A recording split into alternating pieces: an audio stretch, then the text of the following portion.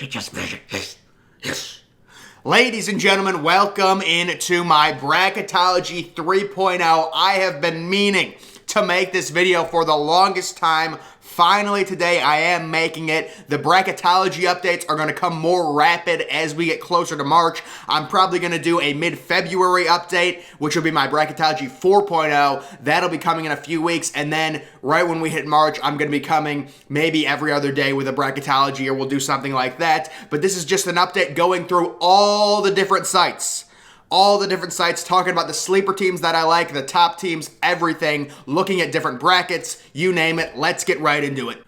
All right, guys, as always, I have my major rankings war chest pulled up. We're going to go through all these different rankings, all the different numbers. I do personally think T-Rank is the best site. If you want to see how your favorite college basketball team's doing, you're looking for March Madness teams, T-Rank is the best site. I'm going to talk about why when we get there, but we always got to start with the bracket matrix. So it's a combination of all the different bracket field, March Madness projections. Right now, Auburn, clearly the number one overall team. They almost lost to Georgia. The one thing I'm concerned about Auburn, there's really no superstar. I know Smith is supposed to go number one overall in the draft, but he's really not a superstar.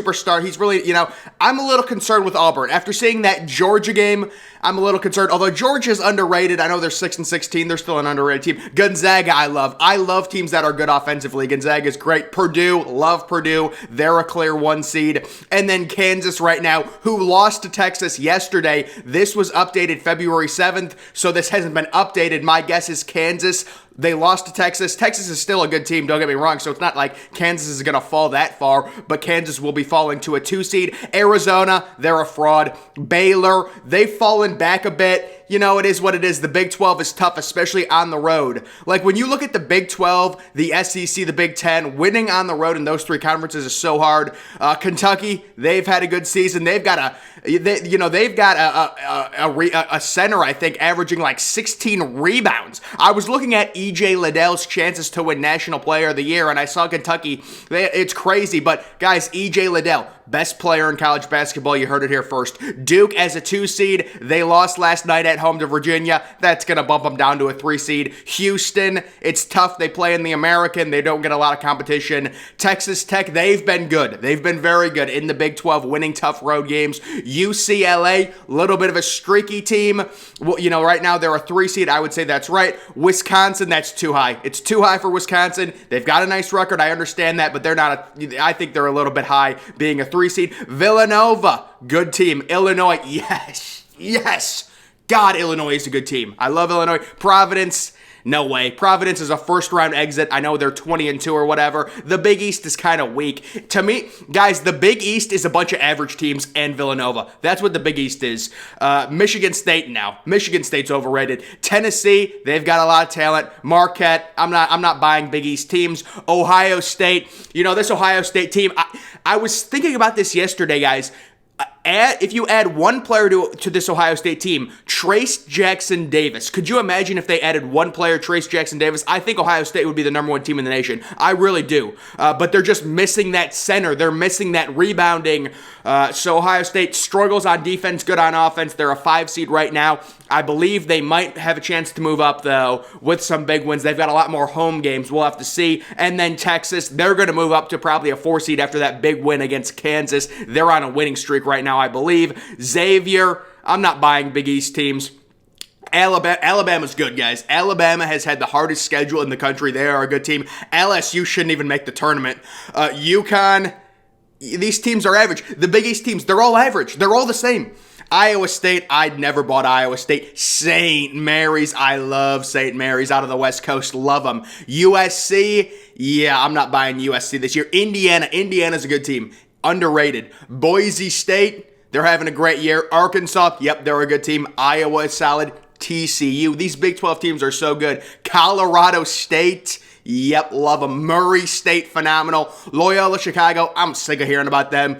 Seton Hall, these Big East teams, they're all average. They're all the same. Oh, San Francisco. I love San Francisco, guys. Wyoming, Oh, I'm telling you guys, these mid-major teams are going to be unbelievable in the tournament. Davidson, I'm not buying. Wake Forest, they've had a nice season. They're taking advantage of a bad ACC, though. BYU, they're solid, although they got destroyed by Gonzaga. It was completely uncompetitive. I believe that happened this past weekend. Miami, they've gotten some big wins. North Carolina, that was a tough loss they had against Duke. That was not a good showing at home this past weekend. Oklahoma, I'm kind of surprised they're even in the tournament. Oregon's good. Oregon is a good team. Creighton, whatever, who knows. San Diego State is the most unique team in college basketball. They have one of the worst offenses, but the best defense. You'll see when I go to T-Rank how crazy San Diego State is. Notre Dame, because the ACC is bad. Iona's great. They're a 12 seed here. And then North Texas. But guys, take a look at some of these teams. The teams that I love. Colgate, phenomenal team. Don't worry about their record. They're probably going to the Sweet 16. Longwood, I love Longwood. But guys, Wagner is crazy good. I think they're 15-2. They're running through the Northeast League right now. They're beating everyone. They've got great defense. Wagner is a team. If I had like an AP vote, I'd probably put them inside the top 15. Seriously, Toledo's also really good too. There are so many of these teams. South Dakota State has a great offense. But you take a look at the other at-larges, the teams on the bubble. Florida, it's tough with the SEC. They have a chance to get some big wins. West Virginia is another team. Florida and West Virginia are very similar. They're losing games because their conferences have a lot of good teams. It's unfortunate. Belmont, yes, love that team. Mississippi State, they're decent. St. Louis. How about Michigan? Michigan is interesting. Michigan, Ohio State this Saturday in Michigan. That would be a big win for my Buckeyes. It would be crazy if we got that win. Other auto qualifiers, Drake. I love Drake. Ohio. See, the MAC should actually have two teams that make the tournament. Ohio and Toledo are both good enough to get in without winning the MAC. That's how I think about it. So these are just some other teams that Winthrop, good for them. Yale. Who do they have out of the Ivy League? Oh, they've got Princeton. Okay. But guys, let's go to ActualTRank. So this is the best site by far. You've got your overall offense, overall defense. So Gonzaga is second in offense, ninth in defense, and then you've got your overall rating. And I'm going to explain what this means. Very similar to ESPN FPI or ESPN BPI. You see this number. It says basically 97.5%. That means that Gonzaga, the number one overall team in the nation, would have a 97.5% chance of beating.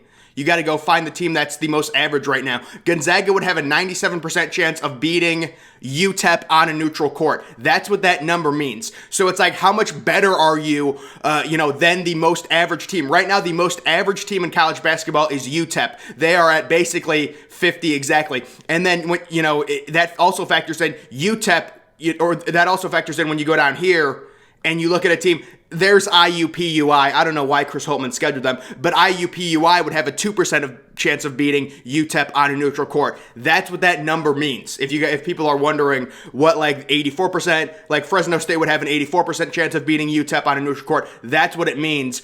And you take a look at Gonzaga, they've got the number 2 offense in college basketball, the number 9 defense. This site has everything, but actually I found something on the site that is crazy. They have Houston at number 2, and the reason is because Houston runs up the score and they get really good game grades. Kentucky at number 3, Purdue. Arizona, I'm still not buying. Kansas, even after that loss. This is updated after the loss. Auburn at number 7 doesn't surprise me. See, the thing is, you take a look at Auburn's performance against Georgia. I'm going to go to Auburn's page right now and take a look at their game score. They only had a 76 game score against Georgia. Sure, they got the win, but the context of it, they barely beat a bad Georgia team. That game score, they have had a nice run here with 97, 98, but that 76 is going to put you down a little bit there for Auburn. The game score is the other reason why this site is so good. How about this site? It's interesting. They've got Washington State at number 17 overall, because Washington State, I guess, has blown out a bunch of teams. When you blow out a lot of teams, that's going to do really well for this. And then Ohio State. So you take a look at a team like Ohio State, and this is the other thing I wanted to talk about. So Ohio State goes to Purdue and they lose by 3 points, right? You think Purdue's a really good team. Ohio State, only losing by 3 points on a walk-off buzzer beater, that game score is going to be like 97, 98. You lose by 3 points on the road to one of the best teams in college basketball. The game score only graded them an 88. And the reason is because they were getting blown out for much of that game. You take a look at this little plus-minus thing. It's the average lead per game. So like during the Purdue game, Ohio State was minus 7.7. Now, if that was different, say Ohio State was only minus like 2.1, their game score would have been like 96, 97. But because they were getting blown out for much of the game and then came back at the way end, their game score is going to get affected by that. They were uncompetitive for much of that game. Yes, they came back. That also factors into giving them an 88 and not giving them like a 70 if they would have gotten blown out by Purdue. So it's a little confusing, but once you get the hang of it, this site is really good. And then they have a few other great things on this site. You can look at all the rankings. I kind of talked about the bubble teams already. See where your teams are. There's some teams on this site that are higher. It's very similar to KenPom. You take a look at KenPom. Let's go to the overall ranking here. I think that was strength of schedule I had it on. Gonzaga, Kentucky, Arizona, Houston, Purdue. Very similar ranks. You can see Alabama. Alabama with the number one strength of schedule by far. Alabama has a crazy strength of schedule and a crazy good non-conference strength of schedule too. But you take a look at this. You go here, and then you can go to the Player of the Year standings. Who's leading that? You take a look, I think E.J. Liddell. Let's be honest, guys. The best player in college basketball, I'm not being a homer or anything. E.J. Liddell is shooting 40% from three. He's shooting 52% from the field. It's unbelievable what E.J. Liddell is doing. He's averaging about 3 blocks per game. But this is the dude. This dude's averaging like 16 rebounds. It's crazy. And then they also have a metric. They have this PRPG, which is basically like their version of baseball WAR. I think that's what it is. It's like, how efficient are you? So this dude, you can take a look at his rebounding. It's his defensive rebounding rating, 36. I don't know what the context of that, but this dude gets crazy rebounds. But this PRPG is really cool. So he's got a 5 PRPG. EJ Liddell has a 6. I think EJ Liddell is leading. Yeah, he's got a 6. This dude's he's a stud. EJ Liddell. Man, if Ohio State had a center, they would be running through the Big Ten this year. It's crazy. What was the other thing I wanted to go to? Oh, this is the thing. This is the team sheet. So this compares everything. And then if you click on in the quality section, you click on the average. This will show you the average ranking of every single team with BPI. That's ESPN's BPI, KenPom, whatever this ranking site is, and then it's the overall average. So it shows you who are the true great teams based all on the different analytical models, on the analytical rankings. I wish they had something like this for football. You know how crazy that would be if they did? But actually, Arizona is number 2 overall. I got to start paying more attention to Arizona or some of these Pac-12 teams, but I love Purdue. I think Purdue's the second best team in college basketball behind Gonzaga. I know their defense isn't great, but this is just another metric to use. And then obviously we know what KenPom is. The good thing with KenPom, they have the luck factor, which is a really interesting ranking. So who's the luckiest team this year? It's Providence, and that doesn't surprise me. You've also got New Mexico State, Wisconsin. KenPom's luck ranking is so on point. All of these teams are lucky. They are right with this. Some of these teams I'm not sure. Wagner. See, that's inaccurate. That one's inaccurate. So yeah, I'm not sure about that. But normally the luck ranking, like Wisconsin is a team they've gotten lucky. Other teams have had cold shooting nights when they face Wisconsin. That's you get lucky when that happens. Providence definitely. Who's been the most unlucky team in the college basketball year? It's actually UC Santa Barbara. And then there's Colgate as well. Colgate is so good. They've been so unlucky. Utah State, Washington State. Washington State's gotten unlucky. Clemson's had some rotten luck.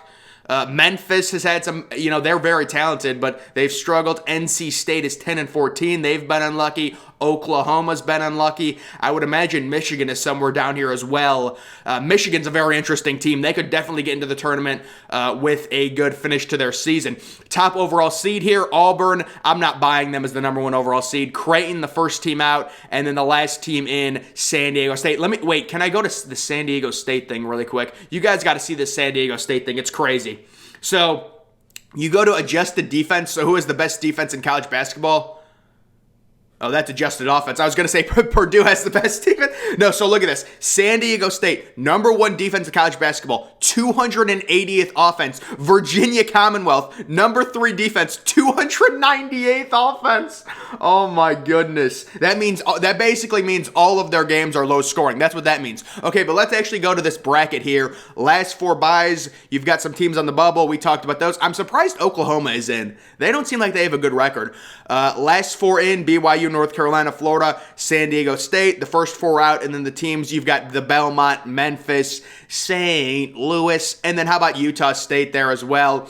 Just looking at this Midwest region, Seton Hall, that's a good draw for Auburn. Seton Hall and Loyola. Loyola's a fraud this year. And then who's the 2 seed in this? Kansas. Oh, they have to face Longwood. Guys, Longwood is good. They could upset them. But no, this is Wagner. Oh, that's a tough draw. Dude, if that would not be good for Wagner. You do not want to face Illinois. Illinois is a very tough 3 seed. Looking at this West region, Gonzaga, the 1 seed. They get either Boise State. That's a good draw for Gonzaga. Yeah, Villanova, the 5 seed. That's a really good draw for Gonzaga. Villanova could be the only challenge.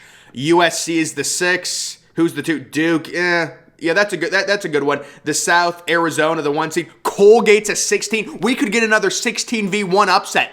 Oh my goodness, if this happened, there's no way they're going to stay a 16 seed. That's an upset waiting to happen. St. Mary's and Wyoming. That's a great game. That's unfortunate for Wyoming, though. St. Mary's is better than an 8 seed. Marquette versus Florida or San Diego State. Michigan State should be like a 7 seed. Oh, that's a tough draw for Miami. Alabama is better than a 6 seed. Alabama would run through Providence. Let me just say that. And then Baylor. CSU Fullerton is another team I love. I love their logo. It's like this aqua orange color. It's really sweet. Look up CSU Fullerton logo. It's like an F, but this is a team they're going to upset. Maybe they upset Baylor. We don't know. And then the East, I've been trying to find Ohio State. I'm guessing they're in this one. Purdue, the 1 seed. Oh, wow. See, that is not what you, no. This is not good news here. You don't want to, Iona's better than a 12 seed and then face Texas in the second round. That would not be, and then Purdue, that's not a good draw for Ohio State. And the 2 seed is Kentucky. Okay, why is this region so good? And the 3 seed's UCLA. The 3 seed and San Francisco made it. Oh my goodness. This East region, Joe Lunardi, he thinks just because he predicted 1 upset last year, he's like, oh yeah, I predicted the 2v15 upset when Ohio State lost to Oral Roberts. He thinks he's this big shot now. He keeps talking about it. It is ridiculous, but whatever. And then this is the other metric to look at. It is just ESPN's BPI. We know they have the FPI with college football. They've got the BPI with Gonzaga being the leader. Not surprising there because they blow everyone out. Strength of schedule leader, obviously, is going to be Alabama. Strength of record, I'm still unsure of what that metric even is, but Auburn leads it. And then the RPI. What is the RPI? I'm not exactly sure, but this is just the ranks overall. You guys can see anything. You can go to this page. It's another, asset to use if you're looking to rank some teams. The one thing I will say, if you go to the BPI, the one thing that they actually do have is the 7-day change. So you can kind of see the teams that are trending up. You've got a team like UC Santa Barbara who's making a charge. How about Wright State? The Horizon League this year. You've got Cleveland State and Wright State, stud teams. So there are some other teams that are making charges up the overall. Also, Cleveland State. This Horizon League should get 2 teams in. The Horizon League is really good this year, guys. And then they also have the daily projections, which tonight you guys can see. They also have matchup quality, which is cool. For a Saturday, you're looking for the best matchups. Tonight, you've got Auburn at Arkansas, and they only have Auburn as a 2-point favorite. That's how good Arkansas is at home. It's so tough winning on the road. I'm telling you guys, it's so tough. You've got Indiana at Northwestern. Northwestern as, it's basically a pick-em, but Northwestern slightly favored. North Carolina at Clemson. Michigan as 1.5 point favorites. Penn State is tough. Penn State is no joke. Texas A&M LSU is an interesting game. Which is the worst game tonight? You got to always find the worst one. Oh yeah, this is a Division 2 schools are going to be the worst. Rice University. Wait, they're 48-point favorites. Howard is 49-point favorites tonight. Those games are on. So you guys want to watch those games? I'm sure they're going to be great. But actually, I just want to see this. They've got Ohio State. Ohio State needs to win this game. You got to beat Rutgers. You have a huge game this weekend. I know it's a road game against Rutgers. Rutgers isn't a bad team. You got to win it. Alabama, you got to beat Ole Miss. It's huge. This Tennessee-Mississippi State game should be good as well. Let's actually look at the Saturday games. Matchup quality, 96. UCLA at USC. That game's at 10 o'clock, though. They got to start putting these big Pac-12 games on like 7. Michigan, Ohio State. I would actually say Michigan, Ohio State is a better matchup quality than this. They have Michigan as 0.5 point favorites because they're at home, but that'll be a really good game. Arkansas, Alabama. Ooh, San Francisco at Santa Clara. Santa Clara's been so good this year too. They've actually got Santa Clara as a slight favorite. All right, what's the worst game? Let's find the worst one. Mississippi Valley State at Alabama A&M. Oh my goodness. So that's the worst one there. But guys, these are just all different things to look at. I think the key trends right now, is Gonzaga actually the number 1 team in the nation? Auburn's there as well. You can kind of go back to the overall bracket matrix. This is kind of the thing to look at, though. You've got teams on the bubble, UAB, you've got Florida, West Virginia. These are the teams to look at right now.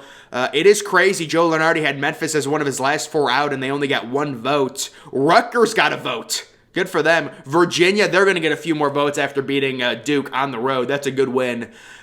Michigan appearing in a few brackets. They certainly have the talent. If they get this big win again, if they get a win at Penn State and then beat Ohio State at home, oh my goodness, I think they're in. How about Washington State? See, this is so interesting. Washington State right now, outside of many people's brackets, yet when you look at the T ranking, let's go to the overall ranking, they're inside the top 25. That's how crazy it is. Washington State, they're 17th. This is a team not even on the bubble in most people's brackets. They're 17th. What is going on with this team? Have they just blown a bunch of teams out? They did get a perfect score of a 100. That was against Arizona. Dude, what is this game? They won 51-29. Look at their defensive rating. How do you win 51-29 in a game? Here's another 100 they had against Colorado, 70-43. But yeah, I'm surprised this team is as high as they are, honestly. We'll have to see that they face Arizona State. Wow, they've got a tough schedule. Oregon away, UCLA away, USC away. What's with these home and homes they've got? Back-to-back? I don't know, guys. But this was my 3.0 update. Just wanted to kind of go through everything. There's a lot of cool things to go when you look at the T-ranking site overall. Is there any other thing I wanted to talk about? Team trends. I don't even know what that is. Tourneycast. Maybe you go to the Tourneycast. You can kind of see the average seed here. And then the chances at making the Final Four, the championship, Elite 8, Sweet 16, round of 32, round of 64. You can kind of see the team's overall chances there. But guys, that's going to do it for this video. Make sure you are following me on Twitter. That link's always in the description. I'm, of course, the Depressed Ginger. Thank you for watching.